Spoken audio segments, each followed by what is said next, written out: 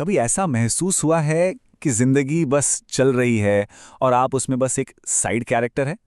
मतलब एक ऐसा किरदार जो सीन में तो है पर कहानी को आगे नहीं बढ़ा रहा। आज हम इसी सोच को बदलने वाले हैं।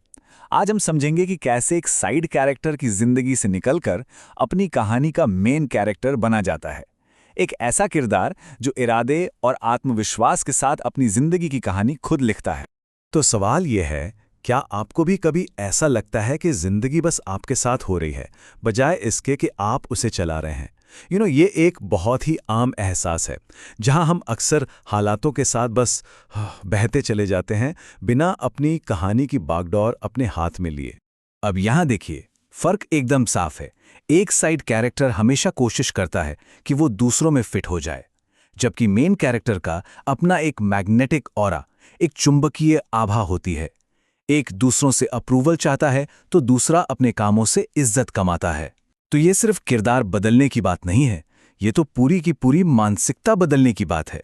तो आखिर ये मेन कैरेक्टर एनर्जी है क्या चीज़? देखिए, ये घमंड या दूसरों पर हावी होना बिल्कुल नहीं है, और ना ही ये जोर जोर से बोलना या खुद को सबसे बेहतर समझना है। ये तो एक ऐसी एनर्जी है जो आपके कामों से बनती है, जब आप अपनी जिंदगी के सेंटर में होते हैं। ये एक ऐसी आभा है जो लोगों को आपकी तरफ खींचती है, वो भी बिना किसी कोशिश के। तो इस बदलाव का पहला स्तंभ, पहला पिलर है एक बहुत ही जरूरी फर्क को समझना। और वो फर्क है पसंद किए जाने और सम्मान पाने के बीच का। हो सकता है ये दोनों सुनने में एक जैसे लगें, लेकिन सच कहूं तो इनके बीच जमीन आसमान का फासला है। ये बात ना बहुत गहरी है। किसी की भी पसंद पाना बहुत आसान हो सकता है, बस उनके हिसाब से ढल जाओ। लेकिन सम्मान सम्मान कमाना पड़ता है, और ये सिर्फ उस इंसान को मिलता है जो अपने सिद्धांतों पर, अपनी बातों पर टिका रहता है। इसको ना एक उदाहरण से समझते हैं। सोचिए, दोस्तों का एक ग्रुप है जिसमें एक शख्स ड्रिंक नहीं करता। अब अगर वो चाहता है कि सब उसे पसंद करें, तो शायद वो उनके कहने पर ड्रिंक कर लेगा। उसे थोड़ी देर के लिए अप्रूवल भी मिल जाएगा। लेकिन अगर वो विनम्रता से मना कर दे और अपने स्टैंडर्ड पर कायम रहे, तो हो सकता है शुरू में लोग मजाक उड़ाएं, पर अंदर ही अंदर हर कोई उसका सम्मान करेगा। क्यों? क्योंकि उसने अपनी पसंद का सम्मान किया। और यहीं पर आता है वो माइंडसेट जो सच में सब कुछ बदल देता है। सवाल ये नहीं है कि किसी ने आपको क्यों नहीं चुना, चाहे वो दोस्त हो या कोई रिश्ता। असली सवाल तो ये है कि ऐसी स्थिति बनी ही क्यों जिसमें कोई और आपको चुनता या छोड़ता। मेन कैरेक्टर एनर्जी दूसरों के फैसलों पर निर्भर नहीं करती, वो अपनी जगह खुद बनाती है। जब आप अपनी जगह खुद बनाते हैं ना, तो आप ये भी सीखते हैं कि कहाँ नहीं रहना है। और यहीं से हमारा दूसरा स्तंभ आता है, दूर चले जाने की शक्ति। ये अपनी बाउंड्रीज लड़ाई झगड़े से बनाना नहीं है, बल्कि चुपचाप उस जगह से चले जाना है जहां आपका सम्मान ना हो। सिंड्रेला की कहानी तो सबको याद है ना। उसका असली सफर तब शुरू नहीं हुआ जब सब कुछ परफेक्ट था, बल्कि तब शुरू हुआ जब उसने अपना जूता खो दिया। जिंदगी में भी कुछ खोना कहानी का अंत नहीं होता, बल्कि एक नई और बेहतर कहानी की शुरुआत हो सकती है। चाहे वो नौकरी हो, कोई रिश्ता हो, या खुद का ही कोई पुराना वर्जन हो। ये बात थोड़ी सोचने पर मजबूर करती है ना। जब जिंदगी ठीक ठाक या अच्छी चल रही होती है, तो हम कभी बेहतर के लिए कोशिश ही नहीं करते। हम अपने कंफर्ट जोन में फंस जाते हैं। लेकिन जब जिंदगी में कुछ बुरा होता है, जब हम कुछ खोते हैं, तभी हमें कुछ बहुत अच्छा पाने की असली प्रेरणा मिलती है।